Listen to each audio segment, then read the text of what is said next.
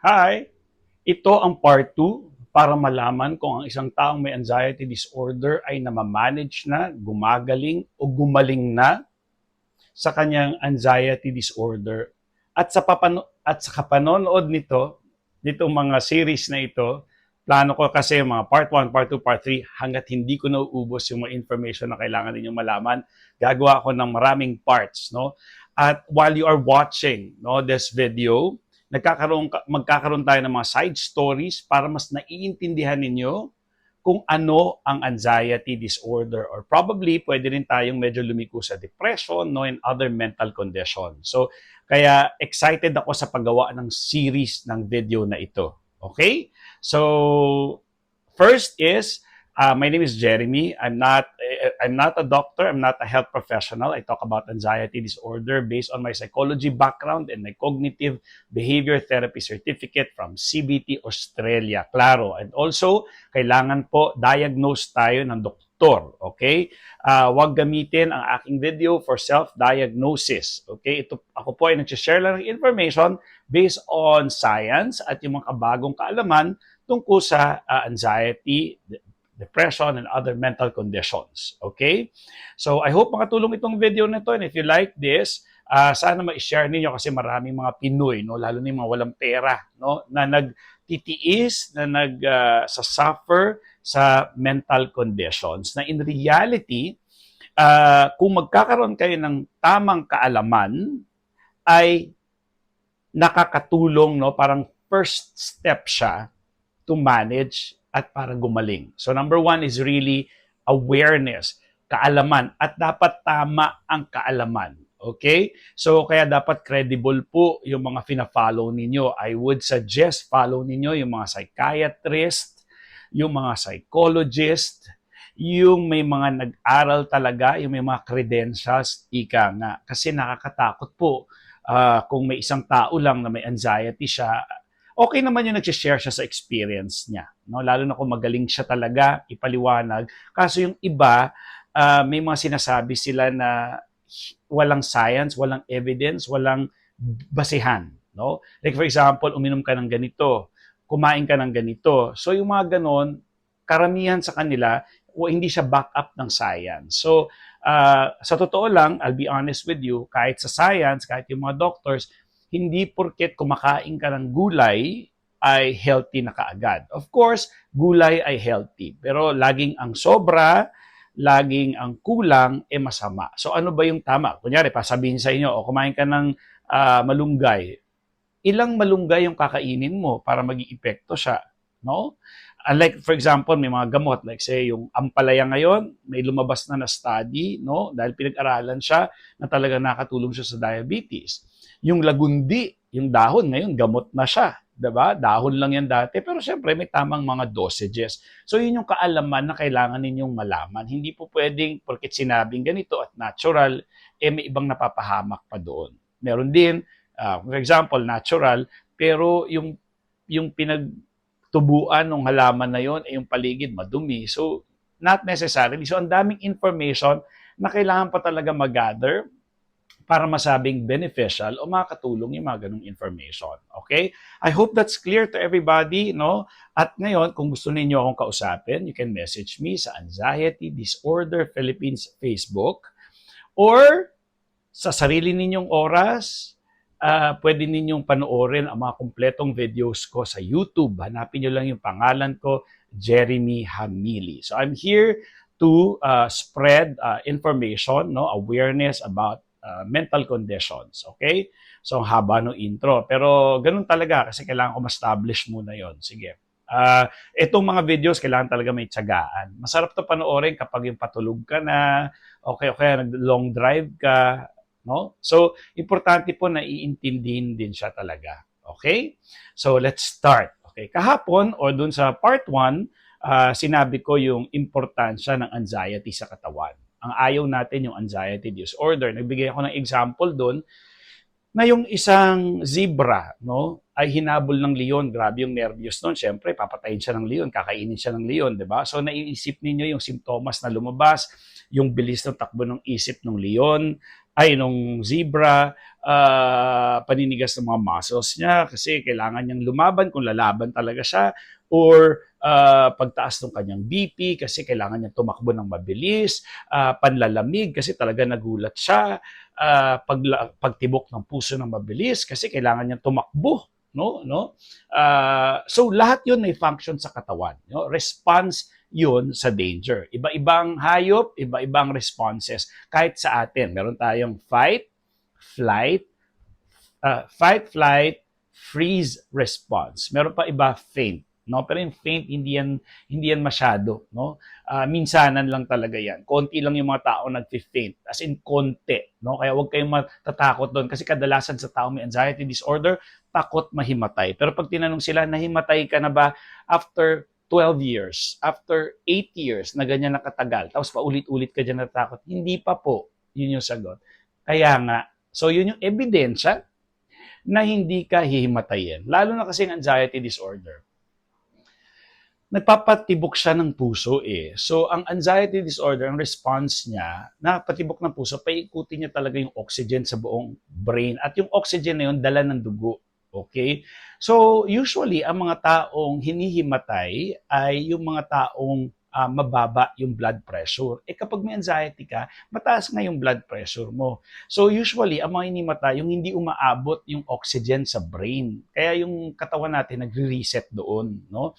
At alam niyo bang may silbi ang paghihimatay? Ang paghihimatay ay survival din. So, dahil kailangan ng katawan yung oxygen sa brain, hihimatayin ka niya para makahiga ka, para yung dugo mabilis dumaloy doon sa ulo.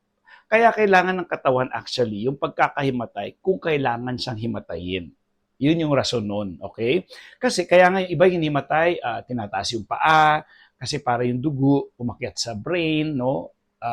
Yung dugo kasi siya yung nag-carry ng oxygen. Okay? So kita ninyo, may mga ganong information na, so hindi pala, kaso syempre nakakatakot sa himatay, baka bumagok yung ulo mo. 'Di ba? So kung feeling mo na parang himatayin ka, umupo ka na para hindi mabagok yung ulo mo. So may solusyon din naman. Okay? So, yun ano, sige. So mabalik tayo doon kay lion at si zebra. So naramdaman lahat ni zebra yung nararamdaman natin kapag nagpa-panic attack. Siyempre, may leon na eh, di ba? Pero sa ating mga tao, wala naman tayong leon. Ang atin na ngayon is kung ano yung mga create natin sa isip natin. Halimbawa, ay may cancer ako, ay may ma-heart attack ako, ma-aneurysm ako, mababaliw ako. Alam niyo sa psychology, bawal gumamit ng baliw, no? Pero kasi yun yung naiintindihan ninyo eh. May definition pa kung ano yung baliw na yan, ha. Ilang beses ko na naipaliwanag yan sa ibang videos. In fact, dun sa part 1, nasabi ko na ata yan. Okay? Kung ano yun, yung mga psychotic, no? At also, kung meron kang psychosis, may gamot din at may management dyan. Kailangan lang ng awareness at therapy at pharmacology na tulong. Ibig sabihin, may gamot, no?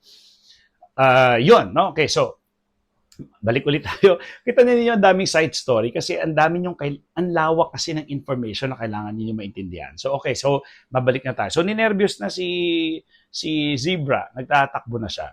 Pero ngayon, kung nahuli siya ni Leon at wala na siyang takas at talagang kakainin na siya kasi ganun talaga yung cycle of life, ang mangyayari dyan, ang response ng katawan niya, maaring mag-freeze na siya, okay? Or, alam niyo yung pag nagfe-freeze ka na, naninigas na yung mga muscle mo. Bakit naninigas yung mga? Kaya pansin nyo parang naninigas yung mga dito natin, kung saan-saan, no? It is because, isipin niyo kung kakainin na kayo ng leon, at least matigas yung muscle nyo. Hindi kayo agad mauubos. Para may chance pa, kung sakaling may dumating kayong asawang zebra, o kamag-anak na zebra at rest back, hindi ka pa ubos. Ganun lang kasimple pala yun. Ano ba't naninigas yung mga muscle? Kasi ganun kagaling yung katawan natin. Okay? May ibang hayop talaga nagpupoops kasi para mangamoy silang mabaho. Ibig sabihin kasi ng mabaho, bulok. Ayaw ng hayop ng leon na bulok yung kinakain niya or patay na. Kailangan fresh. So, ganun sila. Pero sa atin, again, dahil nga wala naman tayong leon, kung ano-ano yung pumapasok sa isip natin. No? Yun na, yung sinabi ko na, baka stroke to, baka heart attack to, etc., etc., etc. So yun na yung fear natin, hindi leon. Okay? Yung fear na natin, siguro pwedeng mag-umpisa halimbawa sa takot ka sa boss mo, may problema ka sa boss mo, or wala kayong makain, may utang kayo, doon nag-uumpisa. So lumalaki na lumalaki kasi wala kang solusyon na maisip. So yung katawan mo nagkakaroon ng mga responses doon, no? Kaya kailangan ma-manage 'yon na pag-uusapan ng problema, importante yung support system para yung problema na 'yon hindi magresulta doon sa or kumbaga sa baso hindi siya mapuno. Kasi tuwing may sasabihan ka na babawasan, na ma-manage kasi, na especially kung nakakapag-isip tayo ng solusyon. Ito ang problema kasi, kadalasan mali yung mga pinag-iisip natin at or hindi tayo nag-iisip at all. For example, may utang siya, may 85,000 siyang utang, ang kala niya 45,000 daw. So, na-stuck lang siya dun sa ideya ng utang. Ang naging problema doon is hindi siya nag-isip, so kung 85,000 ang utang ko, paano ko to babayaran? At kung hindi ko siya mababayaran ngayon, kaya ko bang kausapin muna yung pinagkakautangan ko para magkaroon ng solusyon, para mawala yung stress? So, wala siyang ganung isip. Ang isip niya lang may utang akong 85,000, that's it. So talagang ma-anxious ka or madedepress ka eventually. Right? So kaya importante na nag-iisip tayo. Again, okay, mabalik tayo sa leon at zebra. Lagi tayong mababalik doon. Tinaman daming side stories, no? Kasi kailangan nyo maintindihan nila yun. So, si zebra, ngayon nakaligtas naman siya. Nakaligtas naman siya. Okay? Nung nakaligtas siya, yung leon siguro, I don't know, baka na-trap or something, basta nakaligtas siya. After niya makaligtas, pag bumaba na yung adrenaline niya, back to normal life na siya. Wala siyang anxiety. Hindi siya maapektuhan doon. Una, bakit? Una, alam niyang nandun siya sa real danger. Alam niyang may humabol na leon sa kanya.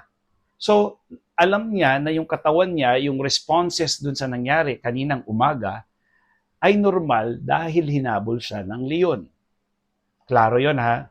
Pero tayong may mga anxiety disorder, no? Nung first time nangyari yung panic attack, at tayo pumunta tayo ng ER, at tiningnan yung mga test. In fact, ECG, lahat, no? X-ray and all, blah, blah, blah, lab test and all. Sabi nung doktor, hindi ka nag-heart attack, wala akong nakikitang problema. Punta ka sa specialista, punta ka sa cardio. After ng cardio, siguro mga days before siya nagpa-schedule ng cardio, nag-stress test siya, 2D echo, etc. Walang nakita. So ngayon nag-iisip ko na, ba't wala silang nakikita? Baka mali yung iniisip nila. So sabi naman ng isa, sige, punta ka sa neurologist, sa may utak. CT scan ka, MRI, etc.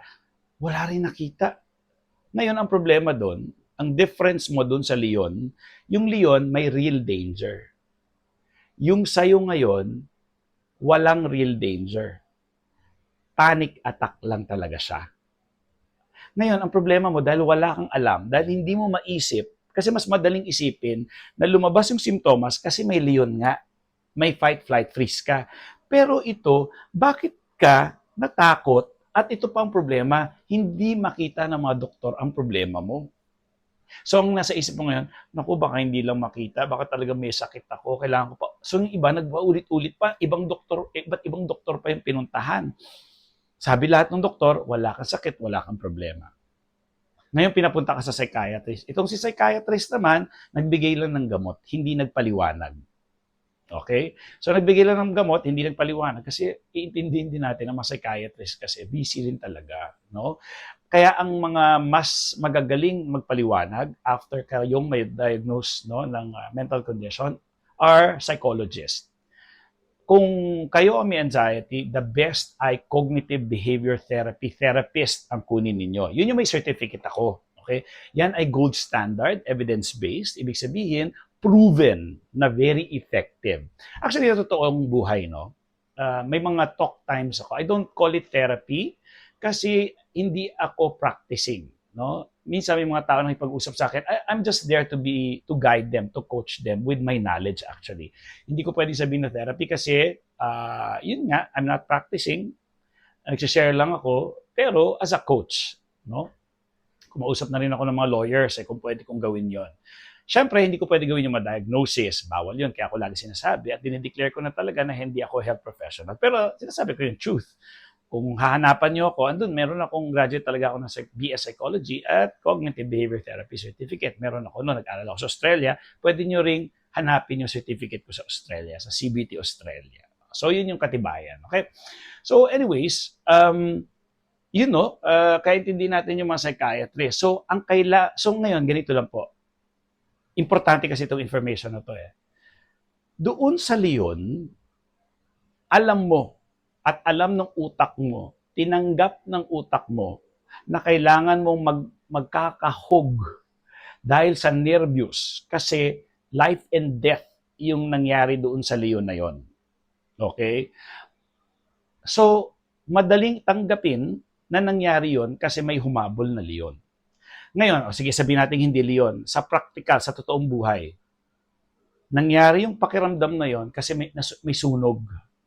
Kaya kayo tumakbo palabas, nabuhat mo yung ref, nabuhat mo lahat ng mahal mo sa buhay, naging powerful ka, it is because of your adrenaline. Okay? Pagkatapos ng sunog na yon, safe lahat, magsasubside ng adrenaline, hindi ka magkakaroon ng anxiety disorder. Kasi, nandoon ka sa real danger at yung pakiramdam ng anxiety na yon, actually, hindi mo napansin. Kasi nasa real danger ka. Gets nyo? So, ang difference ng taong magde-develop or yung magde-develop ng anxiety disorder, walang sunog, walang danger at all. Nagda-drive lang siya. Bigla siya nakaramdam ng palpitation. Nakaramdam siya ng biglang bumilis na yung takbo ng isip niya. Ikukwento ko yung sa akin, no? So, panay party ako, fresh grad ako, 20 years old na ako noon. Panay party, inom, puyat, wala. Nung time ko, club, ano pa yun, mga rave party, mga private parties na kumakalat lang sa mga artista. So, nandun kami, rerenta sila ng isang warehouse, nandun kami lahat, magpa-party kami. Maabot pa sa nakahubad ako doon, masayaw akong ganun ako, wild party. No? So, pagod, hindi na ako umuwi, doon ako sa barkada ko natutulog. Yung nanay ko naman, very supportive sa akin. Sabi ko, ma, pwede ba magpahinga muna ng 1 year? Sabi niya, oh, sige, okay. Oh, ganun kabait yung mom ko, kaya ginagantihan ko naman siya ngayon. So, isang gabi, sobrang pagod, bigla na lang nakahiga ako, parang, wala lang, parang pangit yung pakiramdam ko. Siguro, wala akong meaning kasi parang panay party, parang wala akong direksyon sa buhay, etc. Ganun lang, wala lang. Wala siyang rason eh. So, biglang nakikita ko yung cellphone ko, nagbi-blink. You see, kahit ini-imagine ko nga lang ngayon, parang nanunumbalik yung feeling na yun. Ganun ka-powerful yung brain natin. Na kahit past na, I was only 20 then, pero habang iniisip ko ngayon, parang nanunumbalik yung pakiramdam na yun. Na parang nagkakaroon ako ng anxiety ngayon. And that's good. And that's okay. That's normal. Okay. So, biglang nagbi-blink yung cellphone ko, tumatama doon yung ilaw sa madilim na kwarto. Sabi ko, tinitingnan ko lang. May sabi ko, bakit ganun? Parang, ano ko doon? Affected. Tapos, nung sabi ko, bakit ako affected doon? Yung pagkakatanong ko na yun, kumabog dibdib ko. Kasi, yung tanong ko, bakit ako affected doon sa ilaw na yun? Ano nangyayari? Biglang kumabog na yung dibdib ko kasi hindi ko alam yung nangyayari sa akin. So, nung kumabog yung dibdib ko, as in, ang bilis. Siyempre, dahil mabilis yung kitabok ng dibdib ko, hihinga ko ng hyperventilate. Ngayon, pag nag-hyperventilate ako, may hilo ako ngayon. Kasi hindi na balance yung oxygen ko at carbon dioxide. So, na-imagine niyo yung pakiramdam nung ang lakas ng tibok ng puso at nag-hyperventilate ako at ang bilis ng takbo ng isip ko. Ano nangyayari sa akin? Panik ako sa yung kaibigan ko. Jan, ginising ko sa kabilang kama. Kailangan umuwi. Hindi ko alam kung ano nangyayari sa akin. Nag-heart attack ata ako. So, takbo ako, uwi ako sa bahay, kuha akong taxi, uwi akong bahay. Tapos kato ako kay mama, kailangan nyo ko dalhin sa ospital, blah, blah, blah. Hindi ko alam nangyari sa akin, para ako nababaliw. Pero yung puso ko, ang bilis, baka nag-heart attack ako. Ganun. Okay? So, walang rason. Kung may sunog yun, hindi ko papansinin. Pero walang sunog. Kaigala ako, walang kakwenta-kwenta, may ilaw, dahil hindi ko alam yung nangyayari sa akin. Okay, anong rason nun? Kapag ang tao ay hindi niya ma-rationalize yung mga nangyayari sa kanya, talagang matatakot siya. Talagang matatakot siya. Bakit natatakot ang tao? Kasi gusto natin yung meron tayong security na alam natin yung nangyayari. Kapag hindi na, nagkakaproblema tayo. Yung hindi natin maintindihan, nagkakaproblema tayo. Nagkakaroon tayo doon ng anxiety. Okay? Kaya kailangan natin lagi ng assurance, hindi ka baliw, hindi ka mag-heart attack. Kaya ang mga tao paulit-ulit sa ospital kasi gusto nila lagi marinig sa doktor na wala kang sakit, wala kang problema. Pero hanggang kailan mo gagawin yun? Hanggang maubos yung pera mo? Diba? So that's why it is important that you know this information. Okay? You know this information. So nangyari, dahil yung doktor, sabi pa sa akin ng doktor, baka nagda-drugs ka. Sabi sa akin, hindi ako nagda-drugs. Sabi kong ganun. Pero ang utak ko, ang bilis ng takbo, kung ano-ano lang nasa isip, hindi ko makontrol. Baka nagda-drugs ka, sabi sa akin ng doktor. Hindi pa ako nagda-drugs. So anyways, binigyan ako ng pampakalma. In-injection na nata ako ng basta isa sa mga, hindi ako pwede pala magsabi ng gamot. Basta in-injectionan ako, tapos binigyan din ako ng mga gamot na iniinom nyo ngayon. Nag-umpisa sa X, meron pa akong nag-umpisa sa E, noong time na yun. 20 years old ako. So, ganun lang. Pinauwi ako, wala akong sakit. Tapos, yun na, na-develop ko na. Ano yun, baka mangyari ulit. Baka mangyari. Ang pangit pa naman ng pakiramdam na yun. Baka mangyari. So, ngayon, nakaabang ako ngayon dun sa baka mangyari ulit. Yung pag-aabang ko na mangyari ulit, that becomes the disorder now. Alam niyo ba nangyari sa akin? 4 months lang ako halos nasa loob ng kwarto. Hindi makalabas. Talagang debilitating. Talagang hindi na ako functional. No, hindi ako functional dahil kasi wala akong alam, hindi ko alam nangyari.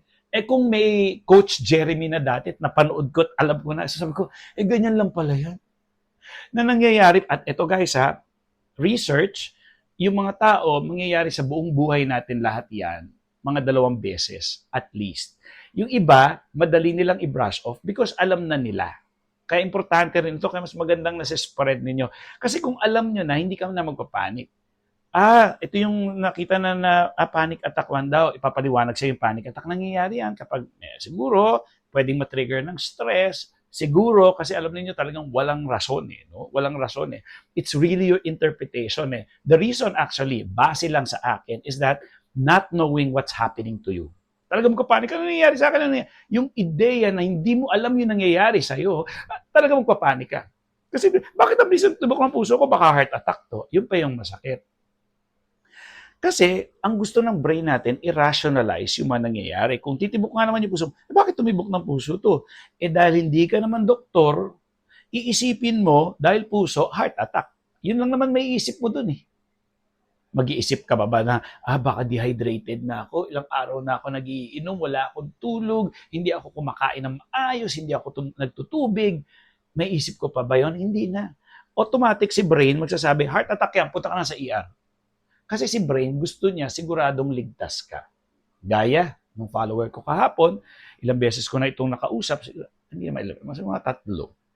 Pero matagal na yung last. Siguro, bumalik, nanghina na naman yung kanyang tools, kinalimutan niya, baka na-confident na siya, biglang sumakit na yung ulo niya, ngayon gusto niya punta sa ospital. Nagpa-CT scan na to 2 beses. Sabi niya sa akin, ang sakit coach gusto ko na mag-hospital kasi paano kung aneurysm to? Paano kung meron na akong bacteria sa brain? So sabi ko, paano kung hindi? Tahimik siya, tagal niya mag-respond. Kasi ang gusto ng katawan natin is may assurance tayo. No?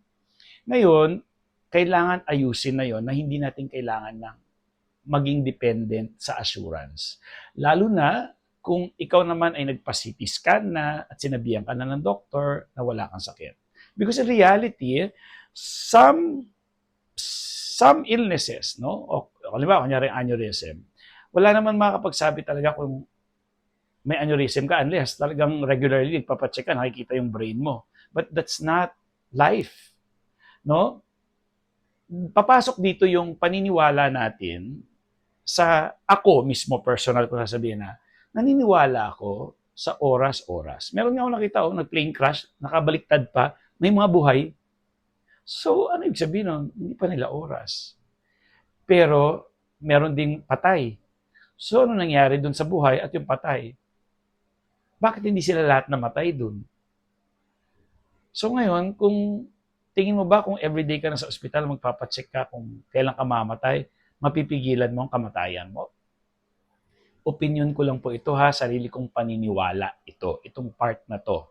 So, nakakatulong kasi sa akin yon na kahit ano man yung nararamdaman ko, sinasabi ko na lang, oh God, ikaw na bahala. Kung oras ko na, then, ikaw na bahala sa pamilya ko.